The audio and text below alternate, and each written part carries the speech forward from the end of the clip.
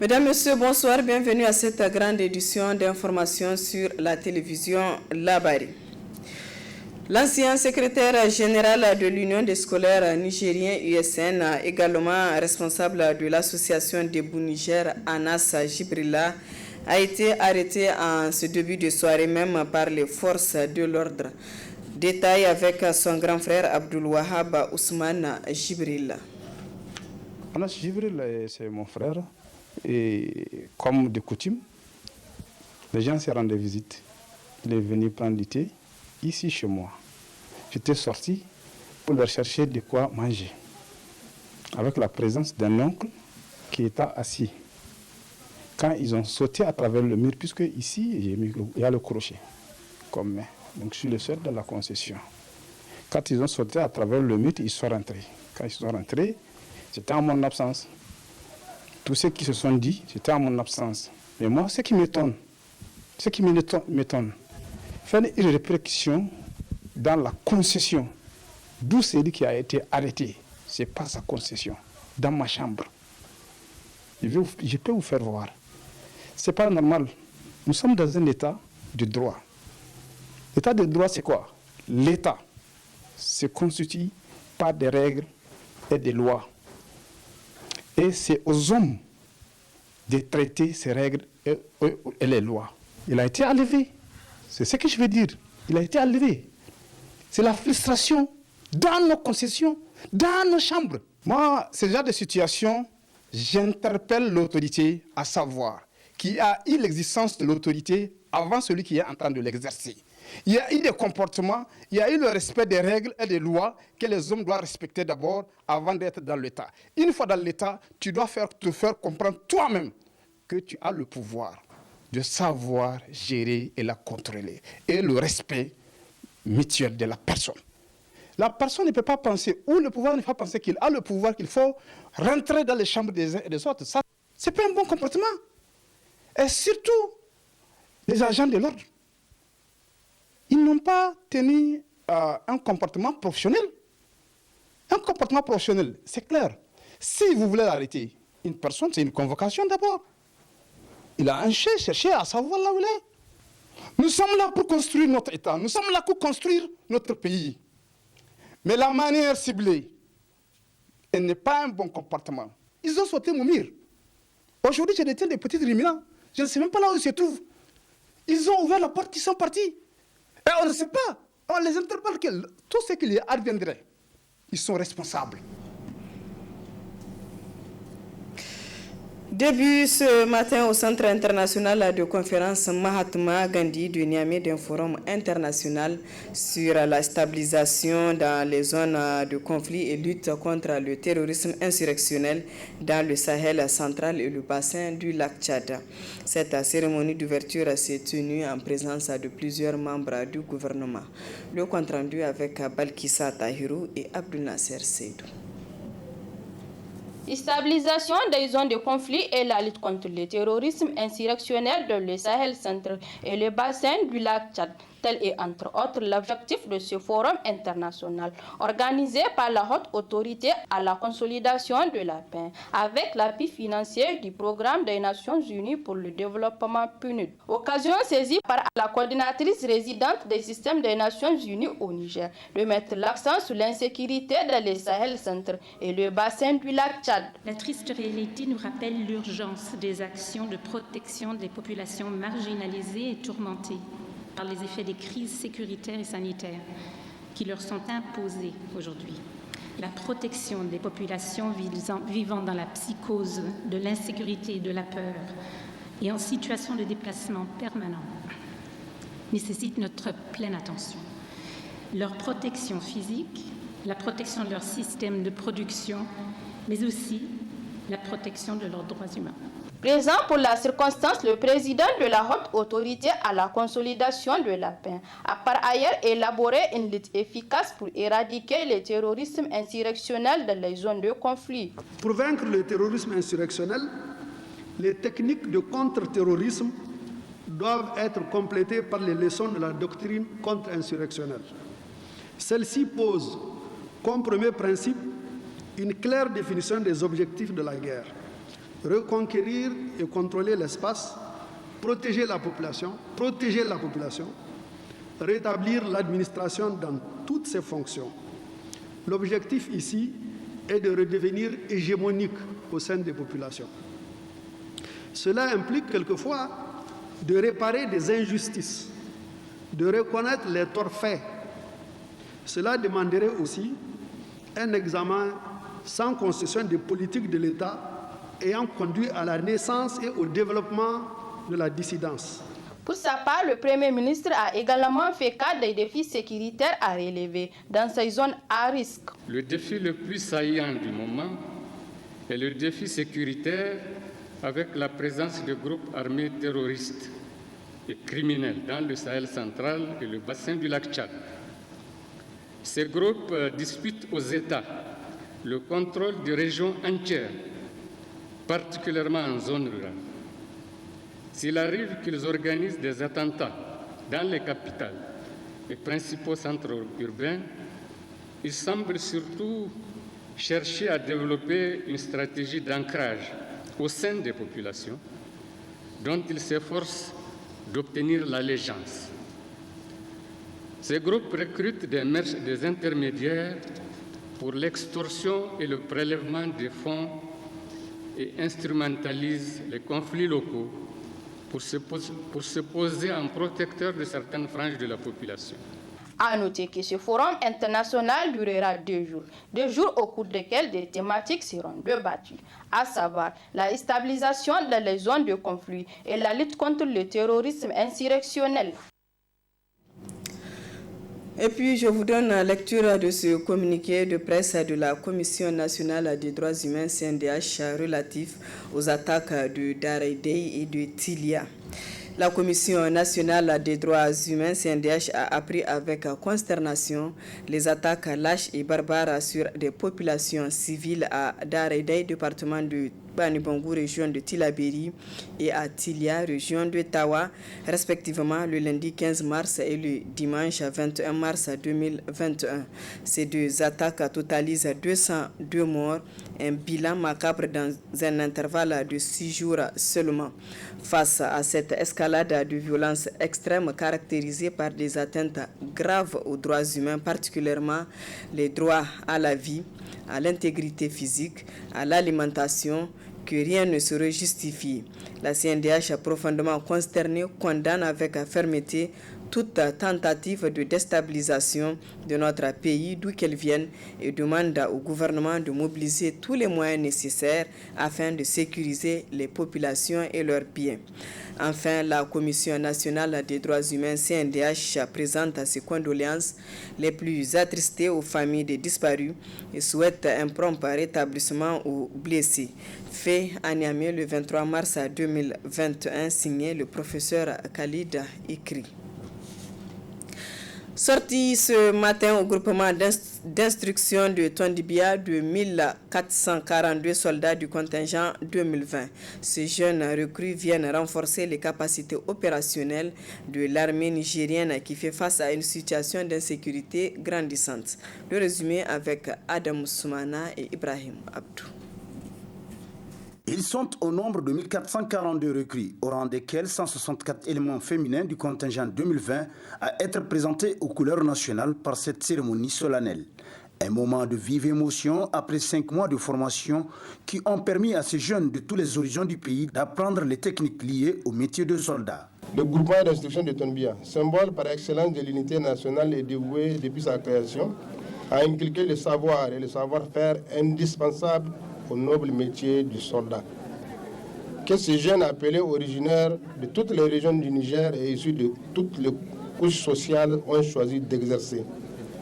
Le contingent qui est devant vous et qui va bientôt être présenté au drapeau a un effectif de 1442 recrues. Ce contingent a la particularité, comme vous l'avez sûrement constaté, d'avoir en son sein de jeunes filles. Cette cérémonie de présentation au drapeau, tradition ancrée dans les armées, symbolise et témoigne de l'aptitude de ces recrues à servir désormais sous le drapeau. Président cette cérémonie, le ministre de tutelle n'a pas manqué de souligner le contexte dans lequel intervient cette sortie du contingent 2020 et de s'appesantir sur les attentes du peuple nigérien. Issus de toutes les contrées de notre pays, Le contingent 2020 va renforcer les capacités opérationnelles de nos forces armées qui sont engagées sur plusieurs théâtres d'opérations intérieures où elles fournissent des prestations très appréciables dans un contexte sécuritaire extrêmement complexe. Je ne doute pas un seul instant que la formation reçue leur permettra de s'épanouir pleinement dans leur métier qui, en dépit de ces exigences, demeure noble et exaltant. Soldats de la classe 2020, vous allez bientôt être déployés sur le terrain dans un contexte sécuritaire caractérisé par le terrorisme et la criminalité transfrontalière organisée. Ce qui vous appelle à faire constamment preuve de courage, de patriotisme, d'abnégation, de loyauté et de professionnalisme dans l'accomplissement de votre devoir. Dans cette mission, je vous exhorte à être à la hauteur des attentes de votre hiérarchie et du peuple nigérien qui vous a confié ces armes pour le protéger et le défendre et surtout pour veiller sur son bien le plus précieux, la terre nigérienne. Occasion également pour le ministre de la Défense nationale d'annoncer la formation très bientôt de 3000 jeunes pour le contingent 2021 afin de servir sous le drapeau national. La remise des distinctions individuelles et collectives ainsi qu'une démonstration de combat corps à corps ont marqué les temps forts de cette sortie de contingent 2020. Avec le groupement d'instruction Tondibia, c'est instruire pour mieux servir. Assemblée générale ce matin du réseau des journalistes pour les droits humains RJDH couplé au lancement du projet promotion d'informations de qualité sur les droits humains au Niger mis en œuvre par le RJDH avec l'appui financier de Danida et Oxfam. Le compte rendu. Après l'Assemblée générale élective du réseau des journalistes pour les droits de l'homme qui consacre la mise en place d'une nouvelle équipe dirigeante, ce jour 24 mars, le RJDH a tenu son Assemblée générale couplée au lancement du projet promotion d'informations de qualité sur les droits humains au Niger. L'objectif de ce projet est de contribuer au renforcement de la gouvernance démocratique et au respect des droits humains au Niger par une redevabilité accrue des structures de pouvoir formelles et informelles en appuyant les autorités administratives indépendantes et des organisations de la société civile sur la thématique des droits humains, de la gestion des conflits et l'accès à une information diversifiée et de qualité.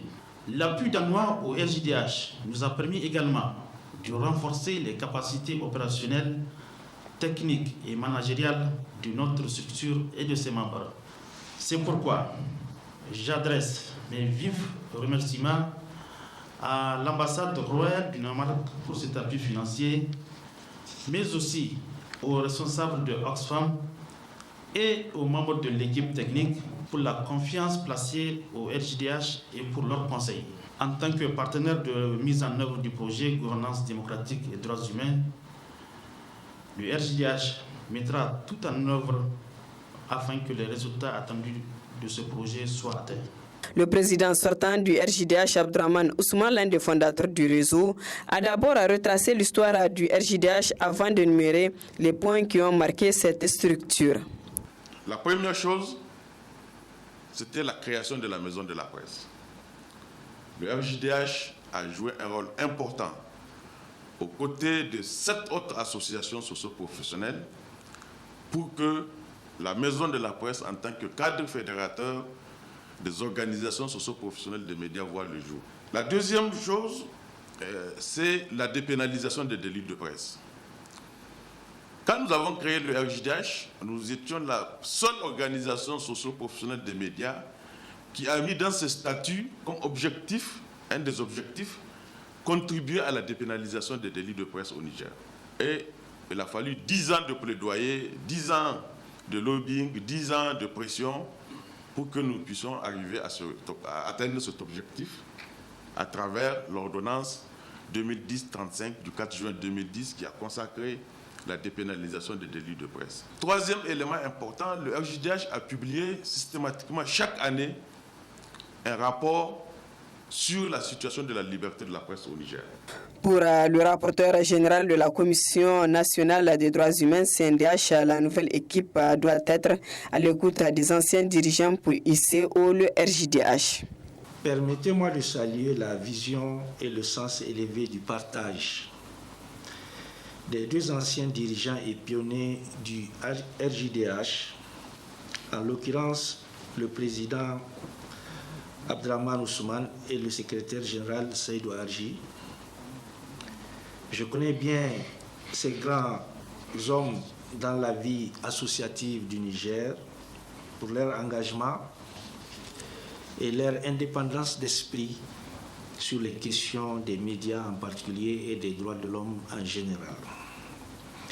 C'est donc à juste titre que je conseille à la nouvelle équipe dirigeante du RJDH d'être toujours à l'écoute des anciens pour hisser encore plus haut le RJDH parmi les structures exemplaires au plan national et international.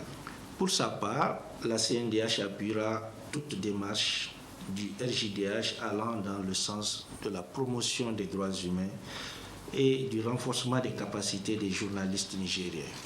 La nouvelle équipe dirigeante a, en guise de reconnaissance, décerné des témoignages de satisfaction au président et au secrétaire général sortant du RJDH, à savoir Abdraman Ousmane et Seydou Arji. Ces témoignages de satisfaction sont accompagnés de cadeaux. Ce sont des jolis tableaux que Ibrahim Abdou Tikire et son équipe ont offerts à ces deux anciens responsables du RJDH. Ouverture ce matin de la session du Conseil supérieur de la communication CC au titre du mois de mars. Plusieurs points sont inscrits à l'ordre du jour de cette session. Le compte-rendu de Assama Seydou et Aboubakar Solé. 6 points sont inscrits à l'ordre du jour de la présente session au titre du mois de mars du Conseil supérieur de la communication. Cette session se tient juste après la proclamation des résultats définitifs de l'élection présidentielle 2021. Examen et adoption du procès verbal de la session du mois de février 2021. Information sur le CC. Examen et adoption des rapports d'étape de monitoring radio et relais des élections présidentielles 12e tour du 21 février 2021. Examen et adoption des travaux de commission d'instruction. Examen et adoption du projet de délibération définissant les modalités d'attribution des numéros logiques au service d'édition de communication audiovisuelle. Questions diverses. Nous devrons au cours de cette session examiner et adopter les rapports d'étape de monitoring radio et des relais régionaux de l'élection présidentielle 2e tour du 21 février 2021 afin de parachever et valider l'ensemble du travail effectué par le CSC dans le cadre de sa mission de garantir l'accès équitable et ou égal des candidats et partis politiques ainsi que le pluralisme et l'équilibre de l'information aux médias publics et privés pendant tout le processus électoral 2020-2021. Nous avions à cet effet pris au cours de notre session de février 2021 une délibération pour la mise en place d'un groupe de travail qui va consolider les différents rapports d'étape et proposer un rapport général de monitoring des élections régionales et municipales du premier tour de la présidentielle couplé aux législatives et de l'élection présidentielle 2e tour qui sera rendu public dans la plus grande transparence. À cette session également est inscrit le projet de délibération définissant les modalités d'attribution des numéros logiques au service d'édition de communication audiovisuelle. L'article 20 de la loi numéro 2018-23 du 27 avril 2018 portant sur la communication audiovisuelle dispose, je cite, « Le Conseil supérieur de la communication attribue un numéro logique à chacun des services diffusés par voie hertzienne terrestre en mode numérique. Il accorde un numéro au service édité par les médias d'État, puis au service autorisé pour une diffusion par voie hertzienne terrestre en mode analogique et faisant l'objet d'une reprise en mode numérique. Les modalités d'attribution des numéros pour les autres services sont définies par une délibération du Conseil supérieur de la communication. » Fin de citation. C'est donc en application de cette disposition que nous allons examiner et adopter la délibération définissant les modalités d'attribution des numéros logiques au service d'édition de communication audiovisuelle afin non seulement de faire accélérer le processus de la mise en œuvre effective de la TNT, mais aussi de donner un outil légal prévu par les textes en vigueur. Le président du Conseil supérieur de la communication CSC invite les conseillers à examiner avec une attention requise les différents points inscrits à cette session en ayant toujours à l'esprit les textes qui guident leur mission. Sur ce, je déclare ouverte la session du Conseil. L'ambassade de la République islamique du Pakistan au Niger a organisé une cérémonie commémorative de la journée nationale du Pakistan. C'était hier 23 mars à l'hôtel Radisson Blu de Niamey. Cette journée est célébrée chaque année par les Pakistanais pour une date donc qui marque la séparation entre l'Inde et le Pakistan. Le compte rendu avec Ibrahim Ousmane et Aboubakar Sule. 23 mars 1947, 23 mars 2021, cela fait exactement 74 ans que le Pakistan est devenu une nation indépendante. C'est en honneur à cette date que l'ambassade du Pakistan au Niger a organisé cette cérémonie commémorative marquant la journée nationale du Pakistan. Intervenant à la suite des hymnes nationaux du Niger et du Pakistan, l'ambassadeur a rappelé les conditions ayant conduit son pays à s'être éloigné du sous-continent indien. En 1947, il a été décidé que le colon britannique devrait quitter le sous-continent indien. Et là également, c'est le lieu ici d'apporter une précision ou un éclaircissement par rapport à beaucoup qui pensent qu'à l'époque, il y avait un État unitaire, l'Inde qui était un seul État. Ce n'est pas vraiment cela. Au départ, durant même la présence du colon britannique, il y avait 563 États princiers, comme ceux que l'on connaît aujourd'hui comme les sultanats, ici en Afrique et au Niger par exemple, qui étaient dirigés donc, par des rois.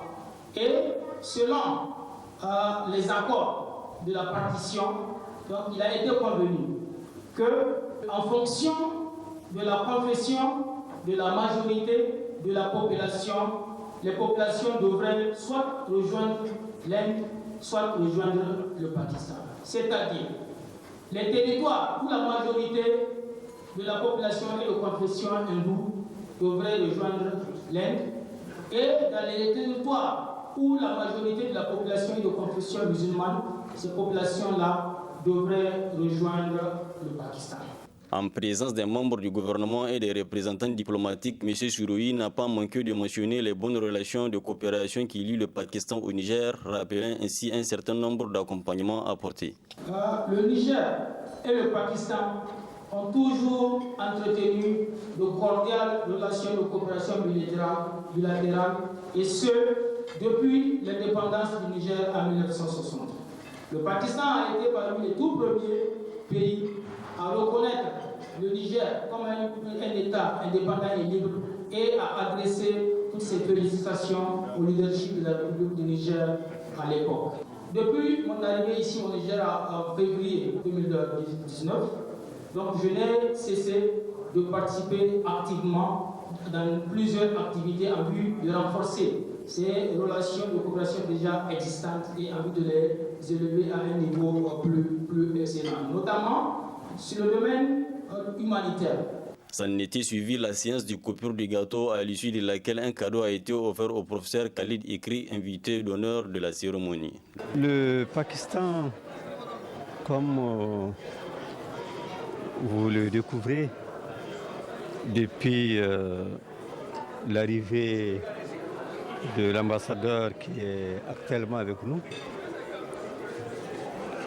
est un pays qui est de plus en plus mieux connu par les Nigériens. C'est un grand pays, riche d'expérience, un pays qui, il y a à peine quelques années, était quasiment au même stade que le Niger. On découvre que de gros efforts ont été effectués. De gros efforts. Imaginez-vous ce pays qui venait juste d'avoir son indépendance, à qui le voisin puissant qu'il est a déclaré la guerre. c'est extraordinaire. Et il s'en est sorti, grandi. Et donc, et ceci grâce à l'effort, aux initiatives, aux stratégies de son peuple. Et donc, je retiens de cet honneur qui m'est fait. C'est un signal fort de l'ambassadeur à l'endroit aussi du peuple nigérien. Cette journée nationale est une journée commémorée chaque année par le peuple pakistanais. Intéressons-nous à présent à la commercialisation du carburant illicite. En effet, les revendeurs de ces carburants fraudés sont donc visibles aux abords des rues de la capitale et même dans les autres villes du pays. Si ce commerce est une source de revenus pour les revendeurs, c'est aussi un manque à gagner pour l'État. Reportage à Ismaël Moumouni. Munis d'entonnoirs, de bouteilles et parfois même de bidons d'essence à l'affût d'un potentiel client, ces revendeurs de carburant fraudés sont visibles aux abords des rues de la capitale et même dans les autres régions du pays. Malgré que le Niger est producteur de pétrole, ces revendeurs s'en procurent du carburant illicite qui cause beaucoup de dégâts aux moteurs auprès d'un pays voisin. Ça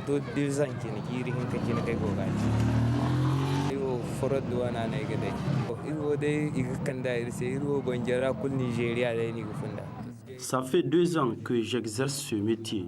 Cette essence fraudée nous vient sûrement du Nigeria. Ça devient cher en cas de fermeture de frontières. Mais il y a toujours une différence de prix avec celle de la station.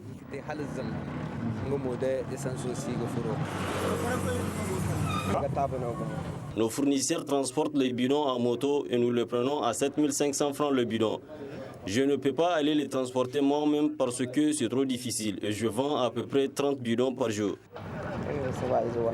Au-delà du carburant de contrebande, il y a également les fraudes liées au reversement du carburant, ce qui occasionne d'énormes pertes. Ça nous empêche de vendre les produits que nous sommes en train de vendre. Ça nuit à l'économie et encore c'est un coût fatal pour l'économie de l'État. Le système de reversement, c'est une manière de prendre l'essence au niveau des dépôts, à condition qu'on va amener ça à l'extérieur. Et maintenant, les gens font des mutures pour reverser ça dans les différents points de stockage qui vendent ça en commission de fraude, sous forme de fraude. Je lance un vibrant appel à l'État de prendre toutes les dispositions qui s'imposent pour pallier à ce genre de problèmes. Ces activités causent beaucoup d'impairs aux stations-service. Ces derniers gagnent au maximum 35 francs sur chaque litre d'essence, malgré les taxes et multiples charges. Sur les produits pétroliers alimentent de façon déloyale le marché local et réduisent significativement les performances de nos entreprises. Il y a les conséquences sur les consommateurs et les conséquences sur l'environnement et sur les revenus de l'État et de nous autres travailleurs. Nous, on est des gens qui payent les taxes et les impôts sur le carburant. Mais malheureusement, de l'autre côté, on ne paye rien pour celui qui gagne plus le marché. Donc de l'autre côté, vraiment, il y a des charges qu'on ne peut pas supporter par rapport à la mévente. On voit nos ventes chuter. Chaque jour, on voit que nos ventes chutent. Donc souvent, la douane fait une patrouille juste pour dissuader les gens. Donc voilà, ils ramassent ce que les douaniers, on les va revenir encore. Celui qui consomme à la pompe aura toujours le bon produit. Ces stations-service survivent grâce à ceux qui ont choisi le carburant de qualité. Au niveau de les stations, c'est parce que c'est la qualité. Sur les stations, sur l'essence raffinée, il y a la garantie. Donc vraiment, c'est la raison pour laquelle chaque fois on est au niveau de les stations. L'essence de les stations vaut mieux l'essence fraudée. La pompe, c'est pour prolonger la vie de nos modèles. Et l'essence qu'on prend en cours de route, c'est pas du bon essence. Vraiment, parce que j'ai l'habitude de prendre ça, mais vraiment, ça ne répond pas beaucoup de véhicules. Aux jeunes de prendre de l'essence à la station. Cette activité est nourrie par des gros bonnets tapis dans l'ombre, sachant que l'État, à travers ses services, dispose des moyens pour mettre fin à cette pratique et que cela perdure. Donc il y a anguille sous roche, surtout Conseil RT a des portes fermées, des services chargés de la question. Au Niger, l'accès à une eau potable est un droit fondamental reconnu par la Constitution. Cependant, l'accès à cette ressource reste difficile pour beaucoup de citoyens.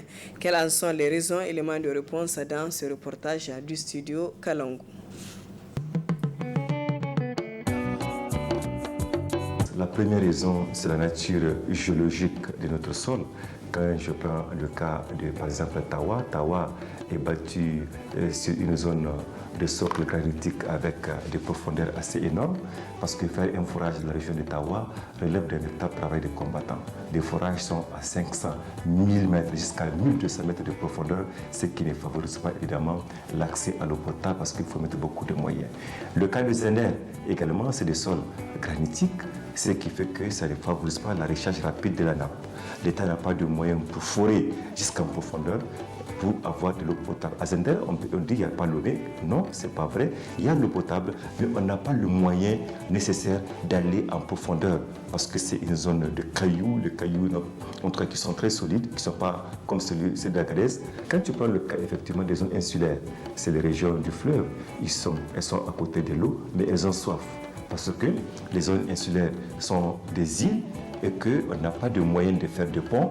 Comment acheminer le matériel pour pouvoir forer de l'eau au niveau de ces îles. Donc du coup, elles sont au bord de l'eau, mais elles sont privées d'accès à l'eau potable.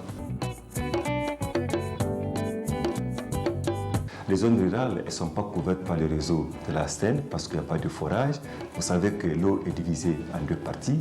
Vous avez l'alimentation en zone rurale qui est effectivement responsabilisée par le ministère de l'Assainissement et vous avez l'alimentation en eau potable en milieu urbain. Qui est responsable de cette distribution? C'est la Société des patrimoines des eaux du Niger avec des périmètres concédés à la Seine. Naturellement, et au niveau des régions, l'État peut faire un forage ou un partenaire peut faire un forage. Avant, on mettait un système de comité de gestion. C'est les villageois qui se réunissent pour gérer l'eau et évidemment réparer les pannes. Quand le panne, évidemment, survient, on appelle l'État, tel forage est en panne. Évidemment, l'État s'est trouvé dans une situation très difficile parce que si c'est à lui de gérer les pannes, imaginez, c'est l'ensemble du pays, combien de pannes il peut y avoir dans la journée, dans la semaine et dans le mois. Connaissant l'État, c'est un processus, ça va durer avant que la panne ne soit réparée. Donc maintenant, l'État a dit, ok, je délègue la gestion de l'eau aux communes. C'est ça qu'on appelle le transfert des compétences aux collectivités dans le secteur de l'eau, de l'assainissement. L'État a transféré les compétences et maintenant il a demandé aux communes de gérer l'eau à travers ce qu'on appelle la gestion déléguée des services publics de l'eau.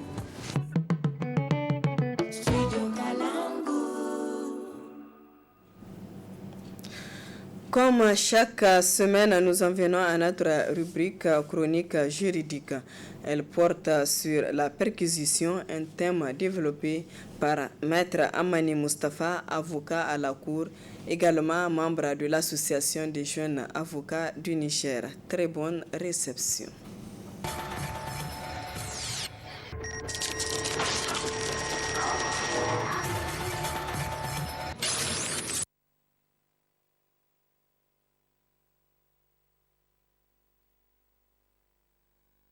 La perquisition est une mesure qui, dans le cadre d'une enquête, consiste pour les officiers de la police judiciaire de chercher des éléments de preuve dans des lieux privés pour essayer de montrer la culpabilité ou non d'une personne à l'issue d'une infraction pénale. Les règles régissant la perquisition diffèrent selon qu'on se retrouve en enquête de flagrance ou en enquête préliminaire. L'enquête de flagrance, c'est toutes les fois où une infraction vient de se commettre, ou dans un temps très voisin de l'action, la personne soupçonnée a été retrouvée en présence d'éléments laissant penser qu'elle a participé à la commission de cette infraction. Ou aussi, la personne revient reconnaître les faits devant l'officier de la police judiciaire. C'est ces situations-là qui peuvent amener un officier de la police judiciaire à diligenter une enquête de flagrance.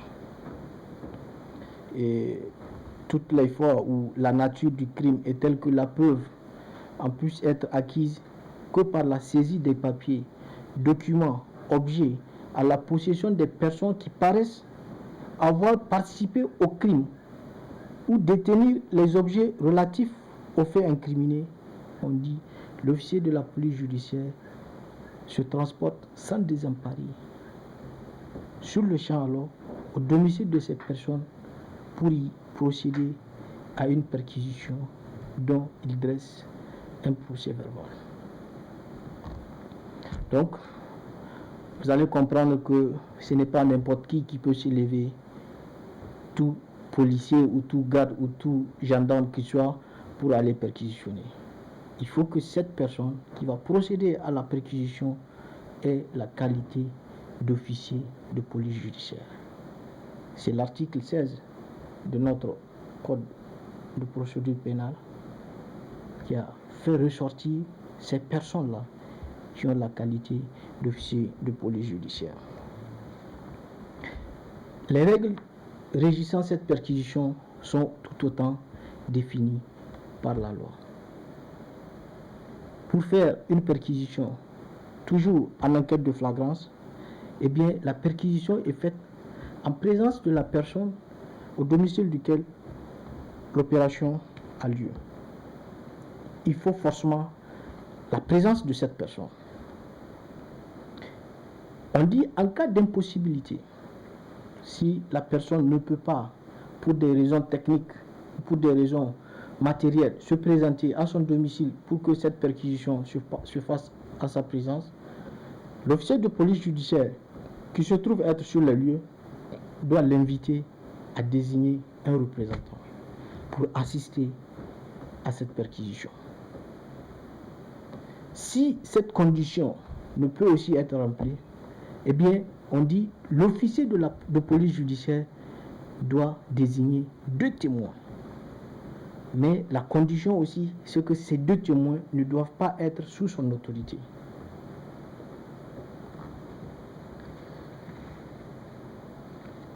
Le procès verbal de perquisition est signé par toutes les parties, toutes les personnes en présence.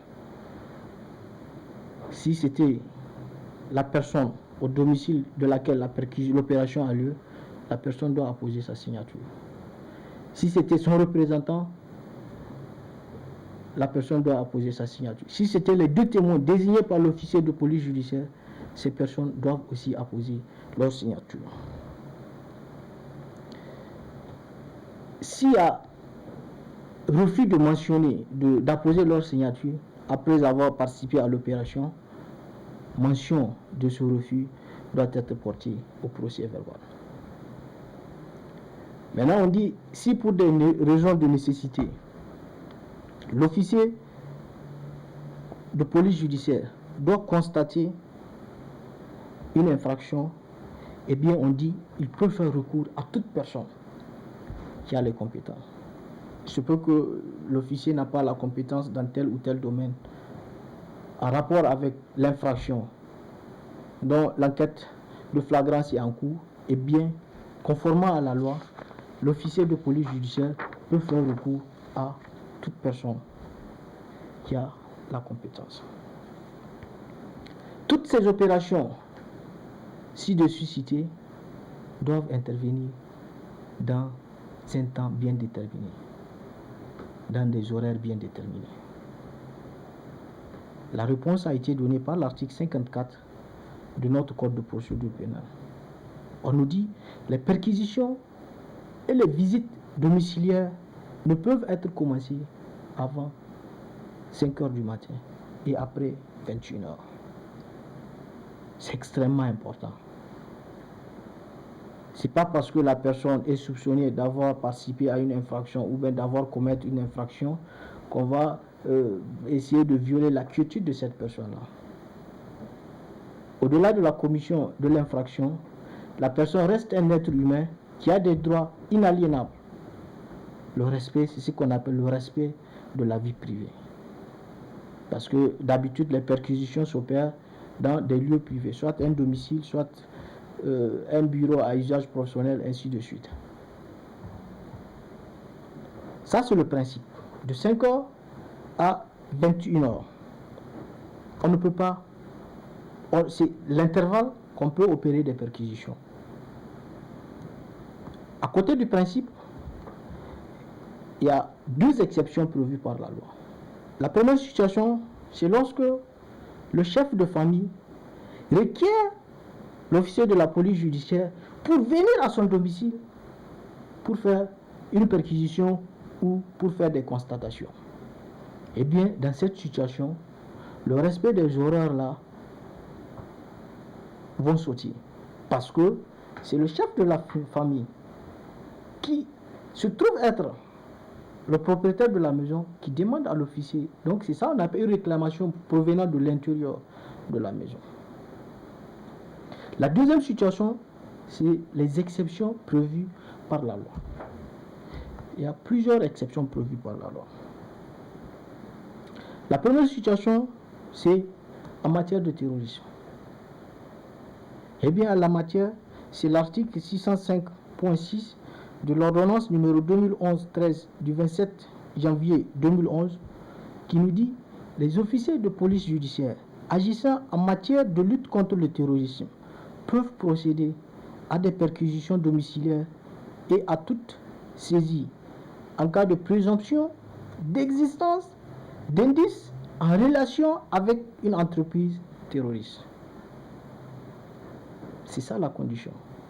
Présomption d'existence d'indices en relation avec une entreprise terroriste. Ces perquisitions et saisies peuvent être menées à tout moment et à tout lieu. Donc là, c'est vraiment une exception prévue par la loi parce que, quel que soit l'endroit, de par cette disposition, l'officier de la police judiciaire qui se trouve en présence de présomption d'existence d'indices en relation avec une entreprise terroriste peut opérer une perquisition. Quel que soit le lieu et quel que soit l'heure. Donc ça peut être 4h, 2h, 3h du matin, la loi lui donne l'autorisation. La deuxième situation, c'est en matière de drogue. Mais là, il faut souligner que c'est bien encadré par la loi. Parce que c'est l'article 119 de l'ordonnance 99-42 du 23 septembre 99 relative à la lutte contre la drogue qui nous donne la solution. On nous dit les visites, perquisitions et saisies dans les locaux où sont fabriqués, transformés ou entreposés illicitement des drogues à risque ou à haut risque, ou des précurseurs, équipements et matériels destinés à la culture, à la production ou à la fabrication illicite des dites drogues, et dans les locaux où l'on mise en société des drogues à haut risque sont possibles à toute heure du jour et de nuit. Maintenant, on nous dit elles ne pourront se faire de nuit que pour la recherche et la contestation des infractions prévues aux articles 94 à 100 de la même loi. Tout procès verbal dressé pour un autre objet sera frappé de nullité. Elles doivent être précédées d'une autorisation écrite du procureur de la République lorsqu'il s'agira de les effectuer dans une maison d'habitation ou dans un appartement. Ce qui veut dire que cette loi, au-delà de l'autorisation accordée, encadre strictement cette procédure. C'est seulement pour certaines infractions relatives à la drogue que les perquisitions peuvent se faire à tout moment, de jour comme de nuit et à toute heure. Et aussi, s'il s'agira de les effectuer dans une maison servant d'habitation, l'autorisation écrite préalable du procureur de la République est indispensable. Donc, tout ça c'est pour vraiment encadrer la liberté des personnes. C'est pour amener les officiers de la police judiciaire à respecter un tant soit peu la vie privée des citoyens. Ces procès-verbaux de perquisition doivent revêtir un certain formalisme qui, en l'absence, peut amener à annuler ces 10 procès-verbaux. La réponse est donnée par l'article 416 du Code de procédure pénale qui nous dit « Tout procès-verbal ou rapport n'a de valeur probante que s'il est régulier en la forme, si son auteur a agi dans l'exercice de ses fonctions et a rapporté sur une matière de sa compétence ce qu'il a vu, entendu ou constaté personnellement. » J'expliquais tantôt que pour certaines perquisitions, il faut la présence par exemple de la personne au domicile duquel l'opération a lieu. À défaut, il faut désigner un représentant. À défaut, il faut désigner 2 témoins. Ça, c'est des formes. C'est ce qu'on appelle la forme. Si un OPJ, un officier de la police judiciaire, passe outre et dresse un procès verbal dans des conditions autres que celles prévues par la loi, eh bien, ces procès-verbaux peuvent être annulés conformément à l'article 416. N'auront plus de valeur probante. Or, l'objectif, c'est cela, c'est de servir comme preuve à la justice. Donc, c'est pourquoi la forme doit aussi être respectée. Donc, tout ce que nous avions dit, c'est lorsque l'officier de la police judiciaire agit en enquête de flagrance. À côté de cette enquête de flagrance, il y a l'enquête préliminaire. Donc là, c'est prévu par l'article, par le code de procédure pénale. On dit les perquisitions, visites domiciliaires et saisies de pièces à conviction ne peuvent être effectuées sans l'assentiment express de la personne chez laquelle l'opération a lieu. Cet assentiment doit faire l'objet d'une déclaration écrite de la main de l'intéressé, ou si celui-ci ne sait écrire, il est fait mention au procès verbal ainsi que de son assentiment. Donc, en enquête préliminaire, eh bien, la personne, au-delà de sa présence, doit donner son autorisation expresse de procéder à la perquisition. Contrairement à l'enquête de flagrance où c'est juste la présence qui est demandée et non l'autorisation. Donc, il y a aussi une autre situation pour les infractions militaires. Ce sont des infractions particulières qui répondent à un régime spécifique.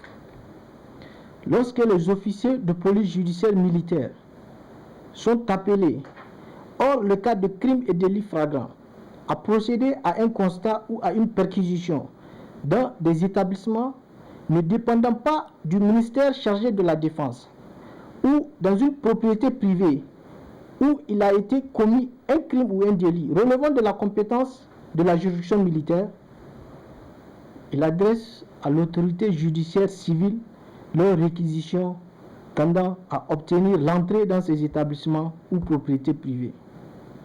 L'autorité judiciaire civile est tenue de déférer à cette réquisition. Donc, lorsqu'une infraction militaire est soupçonnée d'avoir été commise dans un lieu, on dit ne dépendant pas du ministère chargé de la Défense. L'officier de police judiciaire militaire saisit l'autorité judiciaire civile pour requérir son autorisation. Cette autorité doit accepter l'autorisation, la réquisition et participer à l'opération pour procéder à cette perquisition. On dit en temps de guerre ou période d'exception, lorsqu'il s'agit de l'auteur ou du complice de l'infraction, les officiers de police judiciaire militaire peuvent passer outre les réquisitions de l'autorité judiciaire civile. Les perquisitions et saisies dans les établissements militaires et de leurs dépendances peuvent être effectuées à toute heure, de jour et de nuit, sur prescription des autorités investies des pouvoirs de poursuite judiciaire militaire. Donc vous voyez, c'est vraiment autant d'exceptions prévues par le législateur pour amener les gens à être perquisitionnés à tout moment et en tout lieu. Tout ceci reste, je dis bien, encadré bien évidemment par la loi.